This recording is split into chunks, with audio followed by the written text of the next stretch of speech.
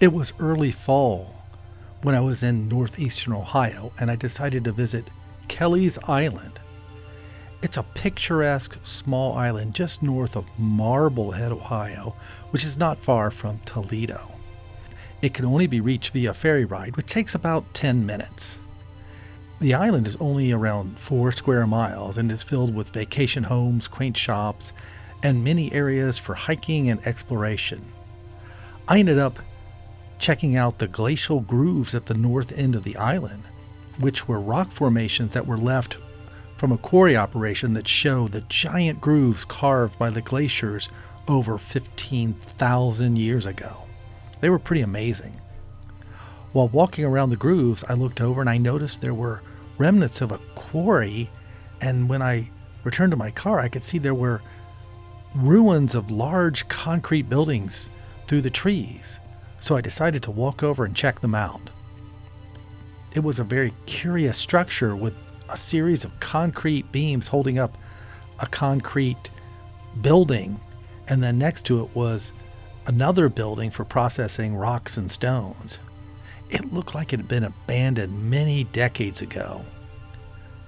I moved in and out of the concrete pillars, trying to discern what they were designed for.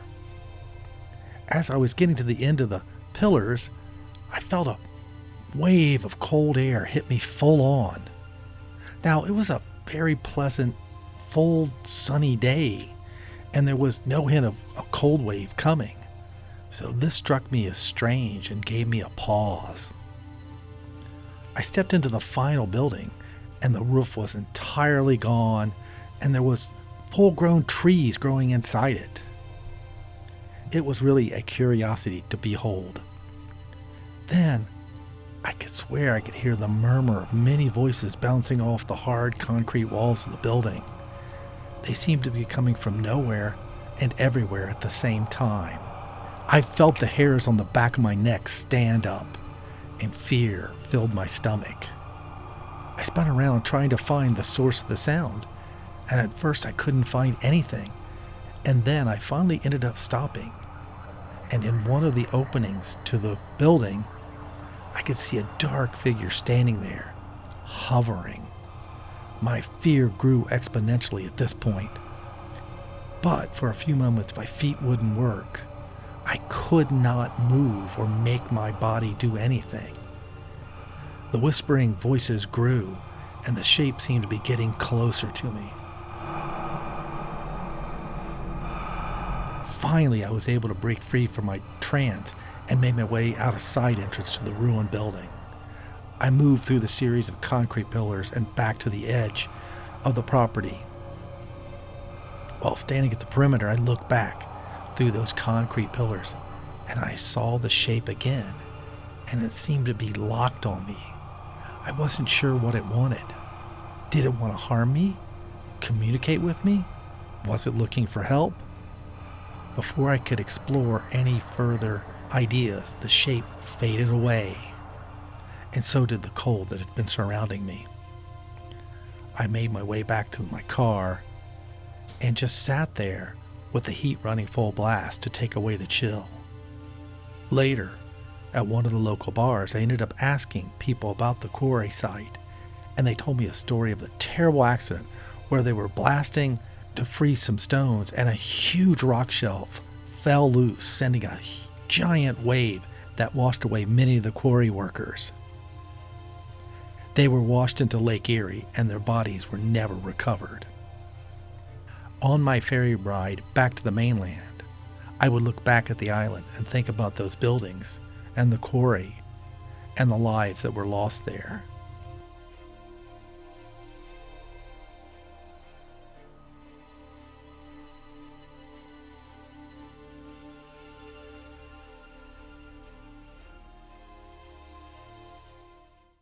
Kelley's Island is a lovely tourist spot to visit with many quaint attractions, but it also has its oddities.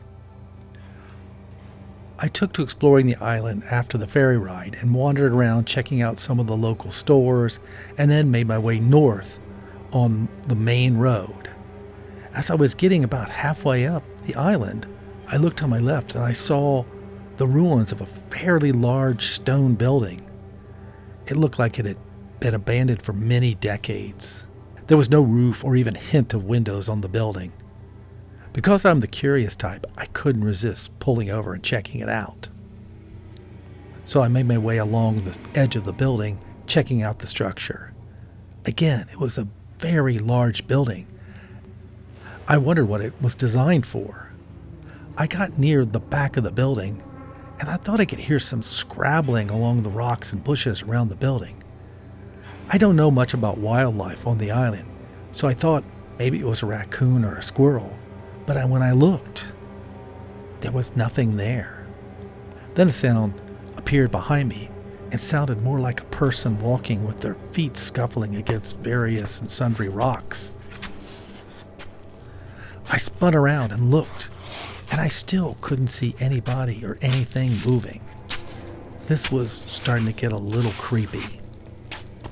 I decided it was time to go and started moving back toward the front of the building.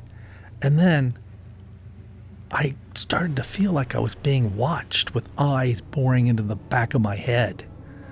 I glanced back, and I swear for just a few seconds I saw a dark shape appear in one of the openings of the building and then disappear almost instantly. This caused me to speed up as the fear was starting to grip my heart. I made my way toward the front of the building and gave one quick look back. And again, I swear I saw some kind of shape moving. It seemed to focus on me and then fade away. Let me just say, this made my heart pound very fast. And then I quickly turned and ran back to my car. I couldn't get it started fast enough and I drove away. I would later learn that this was the Monarch Winery and that it had been built near the turn of the century and was a bustling business until Prohibition arrived and killed off the business. The building was left abandoned for nearly a decade, and then somewhere in the 1930s there was a grass fire that spread throughout the area and then burnt the building, leaving it in ruins. Some say the spirits that hang out around the building are the original owners who lamented the loss of their winery, but that's just an old story that I couldn't confirm. I ended up exploring more of the island and then drove past that old building, and I felt the same fear I'd felt before as I had wandered among the ruins. I pressed my foot a little harder on the gas pedal to get clear of that building, just a little faster.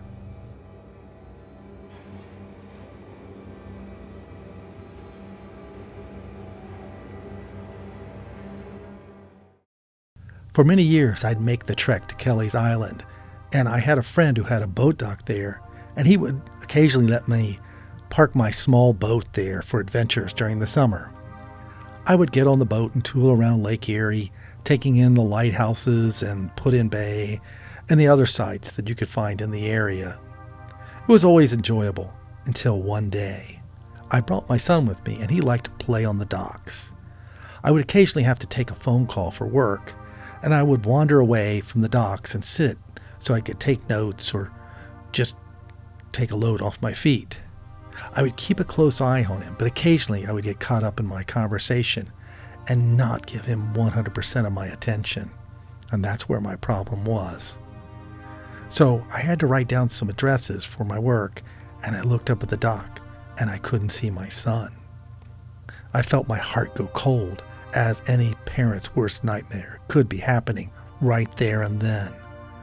I quickly hung up the phone with my associate and ran toward the docks. I called out my son's name, but he didn't answer. I frantically spun around, yelling and searching the waves and the water for any sign of him. It had only been a few seconds, but sometimes that's all it takes. I saw somebody up near the end of the dock, and I ran to them to see if they had seen him, but they had not. And then I looked over the shore, and I saw my son standing there, soaking wet. I felt a wave of relief wash over me, and I ran to him as quickly as possible. He just looked at me, and he was partially in tears, but he was also happy to see me. I asked him what had happened, And he said he was playing on the docks and he had slipped off the end and fallen into the water. On the way down, he'd hit his head, so he was disoriented and lost his bearings. He felt the water close in around him and it got very dark. He was very scared, and then he felt hands pushing on him, and they pushed him to the surface, enough to where he could get his bearings and make his way to shore. After getting to his feet and catching his breath, he would look back out at the water, thinking he might be able to see whoever had helped him. But when he looked back, there was nothing there, just waves lapping up on the shoreline. He said he was sorry for what had happened, and I said I was sorry that I hadn't been there for him. I told him we better get back to the place so he could get into dry clothes, and he agreed with me. That night, as we sat by the fireplace getting warmed up, he looked at me and said he remembered something about the incident. One of the people that helped him was a man, and on his jacket there was a label or a name sewn into it, and it read George Dunbar. We both thought, well, maybe that's the man who helped him. It was something left to ponder by the firelight. The next day I would talk to one of the old-time locals, and I would learn that the George Dunbar was not a man, but it was a ship. And it had sunk off Kelley's Island many years ago. The boat owner, his wife and 2 children, and a crew of 13 men had taken off on the boat for a job that he had to get finished. They had run into bad weather and things were getting pretty dicey. The men were worried that the ship was going to go down, and they quickly assembled an impromptu lifeboat, but it had very limited room. It had just enough room for the owner, his wife, and 2 children. The men got them aboard, and they got them to safety, but all 13 men on the crew would go down with the George Dunbar. All I could think about is those men continued their mission of saving people, and that day they had saved my son from a watery fate, the same way they had saved those people off that doomed ship.